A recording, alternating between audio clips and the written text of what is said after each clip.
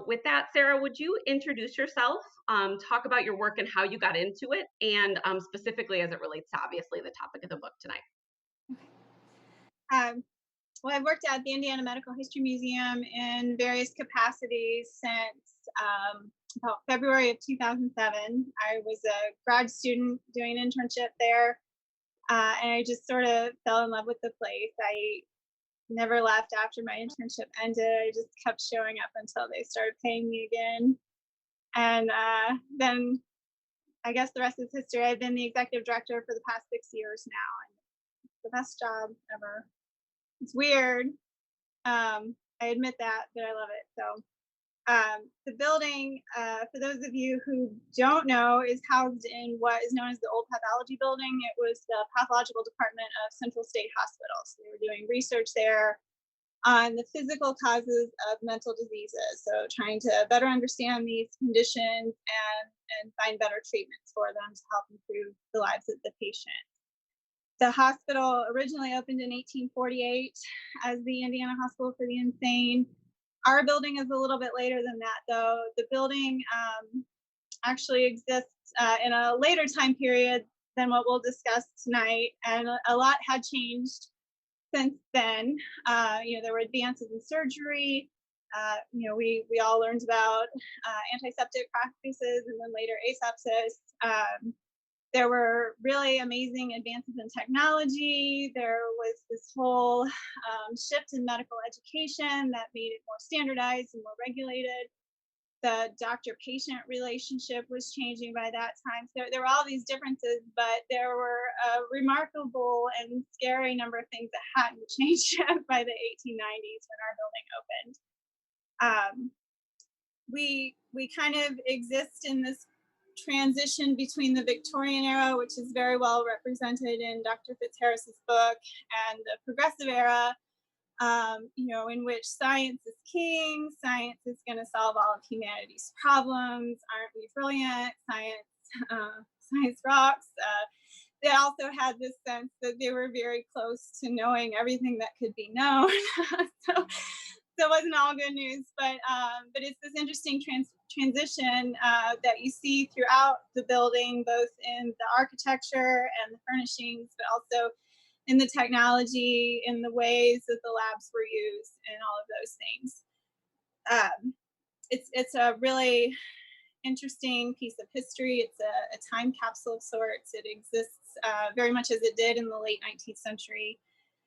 These days, I'm more an administrator, but it is a small museum, and we all wear a lot of hats, and so I do still have some room to do a lot of the historical research that I was interested in before, which includes now, medicine and psychiatry in the late 19th and early 20th century, specifically in Indiana, and also syphilis, specifically malaria therapy and other treatments that were developed in the early 20th century for neurosyphilis, which was a leading cause of institutionalization. And one of the things, Sarah, that I recall learning about you early on was about your kind of unique training for this role. So, do you want to talk about, because we often have like what I would call sort of hard scientists or basic scientists or clinicians that serve as sort of our guest experts for Books, Blues, and Brains. Could you talk a little bit about your training? Sure. Well, I started college torn between archaeology and history. Um, in the end, my degree is actually in anthropology with an accidental philosophy minor, and then I was torn again between history and museum studies when entering grad school, and I chose museum studies because what I loved about archaeology were the things. I loved the stuff, and I found after doing archaeology for a couple of years that I'm not built for that. I'm too pale. I don't do well out in the sun. Archaeologists are heavy drinkers, and so I decided that in a museum I could still have access to all this stuff without the weird sunburns and without having to hang upside down in an 18-inch wide well because I'm the one that fits. So that's how I ended up in the museum studies program at IUPUI, and I'd always had an interest in the history of science, and I have a family of medical people, and so there was just sort of this natural inclination there. And like I said before, I when I started working there, it was just a really easy place to fall in love with, and I never left. So That is wonderful. Thank you so much. I think that hearing sometimes the backgrounds and experiences of the experts that we bring is helpful because I think that we have a sense of thinking about science again as something that's always conducted in a lab or at a patient's bedside. And when we think about anthropology, archaeology, that there's a scientific process that underlies all of those. So I appreciate your sharing your background with us. So my first question for you for tonight, Sarah, before we kind of jump into our turn and talk questions, as many of you on the call know, I split my time between the communication department at IUPUI and the IU Medical School, where I do a lot of teaching of communication skills to physicians and other practitioners. And I was taken aback by how just physically hard it was to be a surgeon during the Victorian era. There's a lot of great description in the book of all of the different surgeons, sort of the physical techniques that they use. Obviously, because they are, most of their patients are awake and in incredible pain, and so having to restrain patients and or track them down from closets. And so I'm wondering, one of the things that what I was thinking about was about the risks of illness and death that many of these surgeons faced during that time. And that scene where Lister himself discovers that he has smallpox from a pinprick is just one, like, he's like just sort of starting off his career as a medical student, and he realizes that he has smallpox, which to me just sounds incredibly scary. Can you talk a little bit more about what other risks surgeons and all physicians faced kind of during the Victorian era? contracting diseases really was the big risk. And there were a number of ways that could happen besides just cutting yourself while doing autopsy. Uh, you know, During epidemics, when doctors were treating large numbers of people with really highly contagious diseases, they would frequently contract things like yellow fever or smallpox, typhoid fever, that sort of thing. They didn't think about disease the way we do, so they weren't taking a lot of precautions. So they didn't wear gloves, for example. They didn't wear masks. They weren't sterilizing their instruments and doing all of these things that we know today to save lives, including lives of doctors. So it was pretty common for them to contract these diseases. Tuberculosis is another one. So when you have a lot of people in a cramped space with poor ventilation, poor hygiene, you end up with these diseases running rampant, whether it's through a community or through the hospital. And so doctors were susceptible. I think nurses sometimes were even more at risk though, because they were the ones directly caring for the patient. With a lot of the infectious diseases in particular, most of them didn't have effective treatments. There just wasn't a lot that doctors could do. And so because they couldn't do much, didn't have as much contact with the patients as the nurses did. The nurses were the ones who were giving them baths and changing the dressings and kind of doing what they could to make sure that the patient was at least comfortable, even if they couldn't be cured. And so nurses were frequently more at risk, even after things like gloves and masks in the 1918 flu.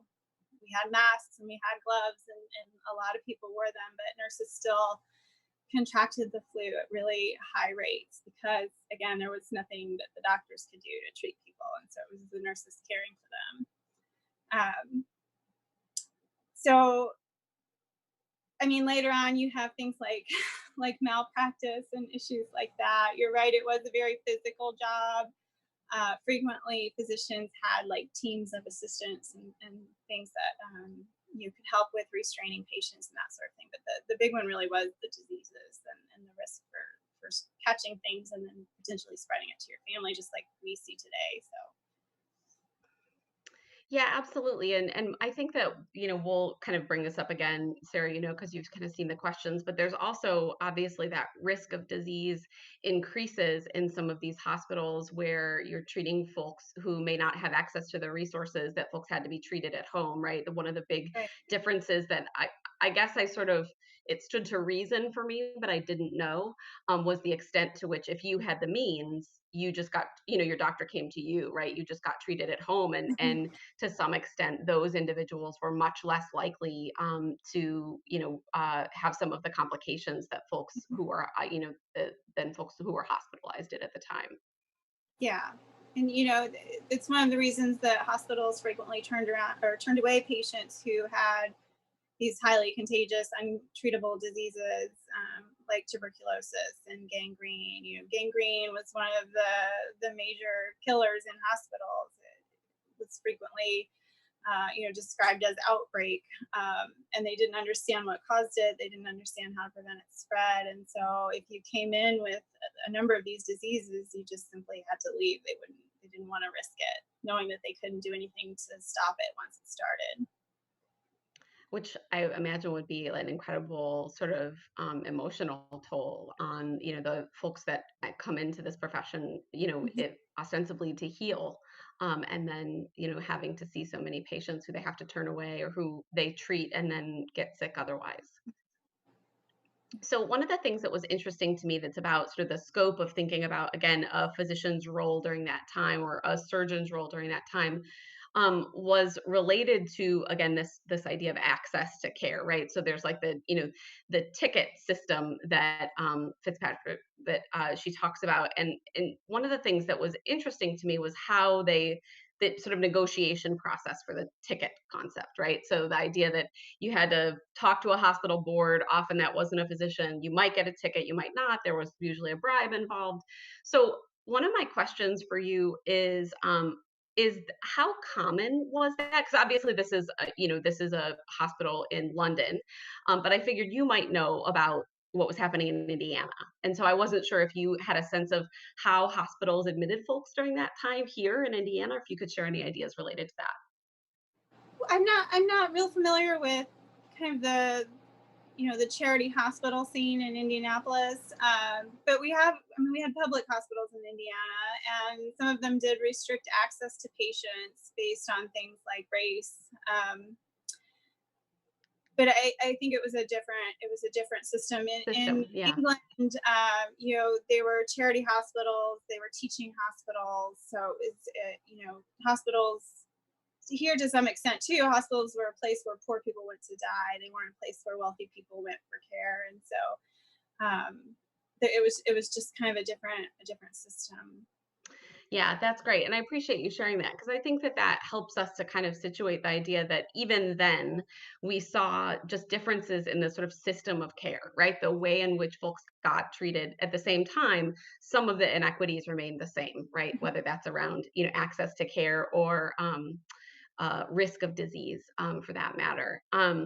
For folks who are maybe not monitoring the chat, I just wanted to mention one of our participants mentioned the television program The Nick, which is one of my favorites. It's a great show if you've not seen it for the rest of the crew, that shows the practice of medicine a little bit after this book, at the sort of turn of the 20th century. So there's a few more technological advances that we see in the Nick, but also I think a really good picture of that time. And Definitely that's worth. more the time of our building too. Yeah, right, exactly, exactly. Well, so I think that we're ready for our first turn and talk question. And just a reminder for how this will work, I'll randomly assign you a breakout room, and you'll have an opportunity to have a conversation with 4 or 5 other folks in the book club tonight. So you'll receive a notification on your screen that says which room you'll go to. You'll click the button, and you'll magically be transported through the magic of Zoom to your breakout room. Don't forget when you get there to unmute yourself and turn on your camera. And after a few minutes, I'll give you kind of a 1 minute warning over text, and then I'll bring you all back to this main room. If folks are joining us on Facebook Live or on Twitter, Sarah and I will remain in this main room so that for folks who are joining us online, you'll get to hear our responses to those questions. So with that, I'll give you your first turn and talk question, and then I'll I'll send you out to your breakout rooms. So, I talked a little bit about the ticket concept. That the book begins with this really grim description of what it was like to be hospitalized during that time. If you had the means, you were treated at home, but you often had to get a ticket to get into a hospital, and you many times died alone. And it made me think of some of the incredible health disparities that we have seen as it relates to the recent coronavirus outbreak. I'm wondering if you could, in your small group, sort of talk a little bit about what other qualities, what other inequities, let's say, in the healthcare system have hung on despite our best efforts. So that question is, we saw inequities that happened in the Victorian age. What other inequities of the healthcare system have maybe hung on despite our best efforts to change them? Thanks, Leah, for putting that in the chat. You are always the most amazing colleague on this. I will open up breakout rooms here and send you on over to your rooms.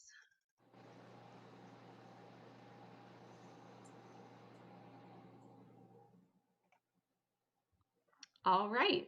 You should see your breakout room. Go ahead and join when you have a quick minute, and we'll call you back in just a few minutes.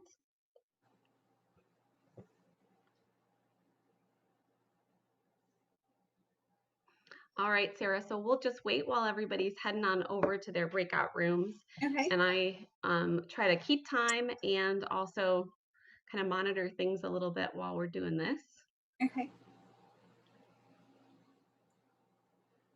And so, Sarah, you should have a breakout room request as well. You can just ignore it Okay. and hang out here with us.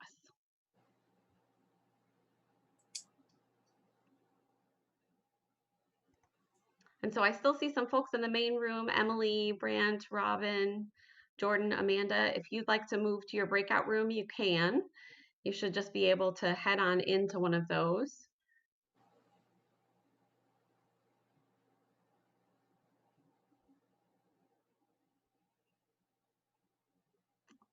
Great. And to join a breakout room, as a reminder, you just go ahead and click that button and it'll take you to the breakout room. All right. So let's go ahead, Sarah, and let me get our speaker view back up. So I said that I wanted to chat a little bit about some of this question about inequities, right? And I know Mhm. that certainly the experiences that you have working with the museum here, that a lot of those inequities persisted, whether those were around disability, right? Access to care, those kinds of things. So what are some of the persistent inequities that we saw maybe in the book or that you've seen in your experience that folks still continue to face? There were lots that persisted for quite a while that eventually improved or are now improving. A lot of the ones that come to my mind are related to kind of the patient's agency and also sort of that doctor patient relationship. So there was a time when the doctor thought you couldn't understand what he was going to tell you, or if maybe if you were a woman, he would talk to your husband or your brother or your dad or someone else, and you might not even get any information about your own health. You weren't necessarily consulted about things. That's also the case throughout a very long time for people who were institutionalized. So people who were in mental institutions, but maybe also had other health problems. Maybe they needed surgery or some other kind of treatment or quarantine. They frequently weren't consulted about what they wanted. They weren't spoken to in a way that made them feel like they mattered and could make decisions for themselves. That's one thing that took a long time to die, and I think in a lot of ways it's still maybe an issue. Um, things like the kind of the rise of medical humanities, if you if you want to call it a rise. I think they're kind of on their way up, but not widely accepted yet. Fingers crossed. Right. I mean, there are a lot more programs. We have a great one here in Indianapolis. Um, but recognizing more and more too that bedside manner is important, and communication. Those are all things that are kind of related, and seeing the patient as an autonomous person who has the right to know things, not just about their diagnosis, but what it might mean for them, how they can deal with it, that sort of thing that they may not have had information about.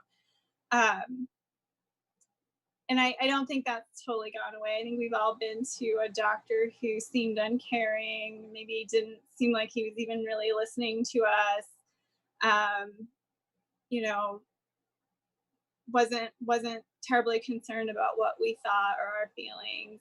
So I think that still happens. And then you have communication issues too, which I know you're working to address with new doctors. But there's this whole field of medical writers now who understand the power of words and the power of language, and they understand that how you talk to a patient or their family or even other doctors has a huge impact on outcomes. The way a doctor writes notes about a patient who comes into the ER for pain, say, can impact how they're treated the next time they go to the hospital. If they're treated and taken seriously or not. So there are these kind of broad implications for that wasn't on anyone's radar until fairly recently. I'm Um, thinking I just recently read, I don't know if you've read it yet, Tressie McMillan Cottom's book, Thick. She's a sociologist by training. She's a sociologist of higher education, but her book is sort of a more popular press book. It's a collection of essays. She's an African American woman, and she tells the story of, and she has a PhD in sociology, tells the story of her own miscarriage, her experience of having a miscarriage, and like going to like she joked about going to the hospital by the Whole Foods, right? Like going to the hospital in the good part of town, all of those things. And when she's in the hospital and she's actually in actively having a miscarriage, and folks won't believe that she's not well. And that is so powerful to me to think about. You talked very early on about the idea of patient agency, and I think that that is one of those things that, even though our best efforts are to correct some of those issues, they still hang on in a little way. you do. It takes time.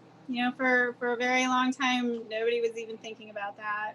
You kind of maybe this is kind of a theme in medical history. You don't know, you can't see what you don't know. I guess Right. that makes sense. Yeah, It I just think it it's does. I not. mean, I think a lot of times I tell my medical students, that medical student, soon to be doctor, you are an expert in the biomedical science, and the patient is the expert in their experience, right? And sort of that shorthand of like the patient is the expert in their experience. Um, so even the language that we use around patients, right? Things like we try to encourage our students not to use the term non-compliant, right? Like that, sort of thinking about kind of how do those small shifts in language shape the way that we think about one another. And the way we understand what our instructions are too. If you're given like post-operative instructions that you don't understand and then you don't comply with them, is it whose fault is it? Is it your fault or Right, is it right. someone else's fault? So Well, I mean, it's funny though, because I remember I was reading the book kind of a couple of days ago, and remember the story of the man who was in the hospital with like mushrooms growing in his bed, and me thinking like, oh my gosh, that's so terrible. That would never happen today. And certainly that would never happen today. That said, there are still, I mean, right? We hope not.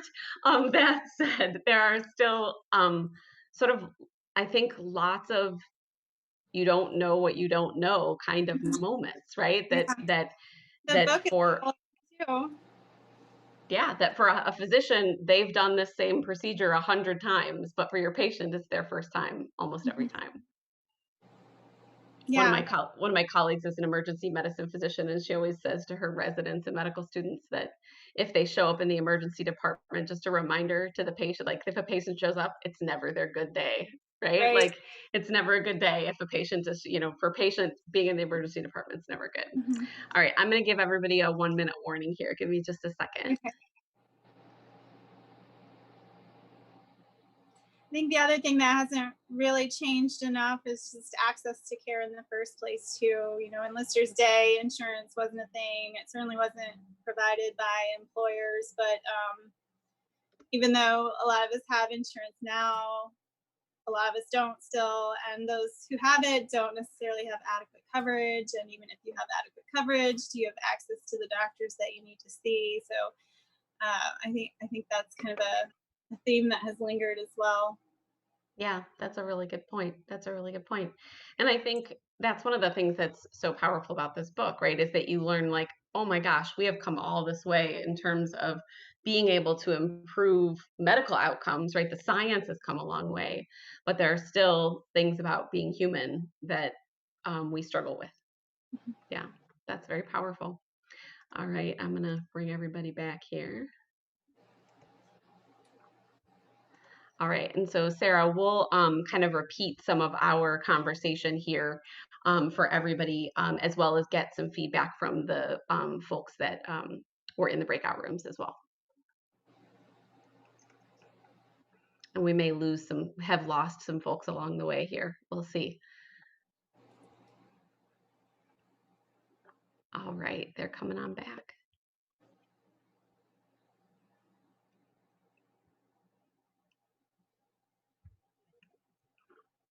Hey, could you put us back in room 10? We just turned ourselves off.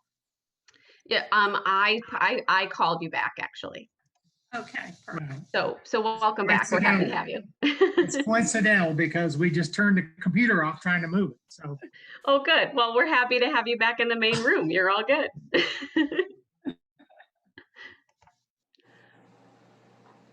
All right. Welcome back from breakouts, everybody. Sarah and I had a great conversation here in the main room, so we'll recap some of that for you. But I always love this part of the conversation to hear a little bit from you all. So, Sarah, if I could ask you to talk about, so one of the things that we first started with is we were talking about what are some of those persistent inequities despite our best efforts. The first place that you started, Sarah, that I thought was really instructive and that I hadn't entirely thought about was the concept of patient agency.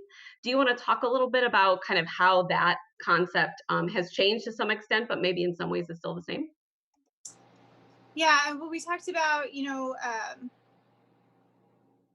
Lister's time and well after that, frequently a patient, you know, didn't get the full story of their health. If it was deemed that they couldn't handle it, or, um, for whatever reason. So, you might not really have a clear idea of what's wrong with you, or how that's going to impact your life, or what needs to be done.